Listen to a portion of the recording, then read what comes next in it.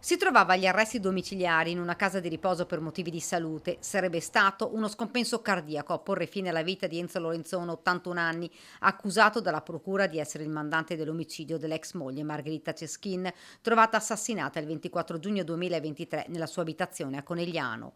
La morte è avvenuta nella mattinata.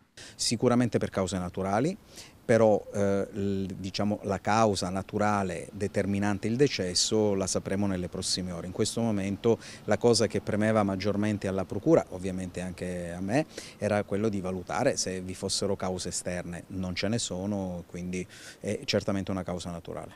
L'avvocato Crea, difensore di Enzo Lorenzone, è stato informato immediatamente del decesso. Era in costante contatto con l'imputato. Lui era sempre molto presente a se stesso, era sempre molto attento a tutto ciò che succedeva all'interno del processo, voleva essere messo al corrente con la lettura anche delle trascrizioni stenotipiche dei verbali e prima dell'udienza del 14 di luglio aveva redatto una corposa memoria manoscritta che è in mio possesso, in cui spiegava puntualmente tutti quelli che erano gli accadimenti. In quel manoscritto la verità di Lorenzon sulla morte dell'ex moglie che sarà presto presentato dall'avvocato Crea.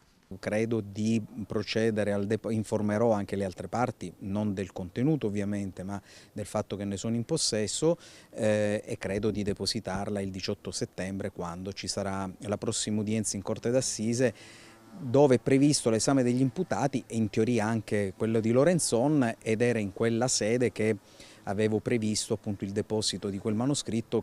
Resteremo all'interno del processo. Se sulla base delle evidenze emerse fino alla data della morte c'è una possibilità per Enzo Lorenzon di vedere riconosciuta la sua innocenza, la percorrerò.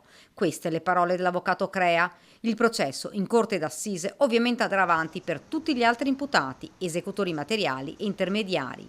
Per quanto riguarda Lorenzon, Esiste anche la possibilità che oltre a una sentenza di proscioglimento alla fine per morte dell'imputato, che possa essere chiesta, lo valuterò poi all'esito del completamento dell'istruttoria dibattimentale, se gli atti istruttori acquisiti prima del decesso, cioè fino ad oggi, consentano anche una richiesta di assoluzione nel merito per Lorenzon.